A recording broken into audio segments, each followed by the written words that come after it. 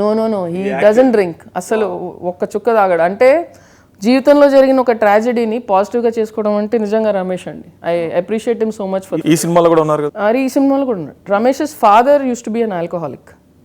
So ఆ వాడి body language అంతా వాళ్ళ ఫాదర్ని అబ్జర్వ్ చేసుకుంది. ఆ ఆల్కహాలిక్ ఫాదర్ వల్ల ఫ్యామిలీ చాలా సఫర్ అయింది.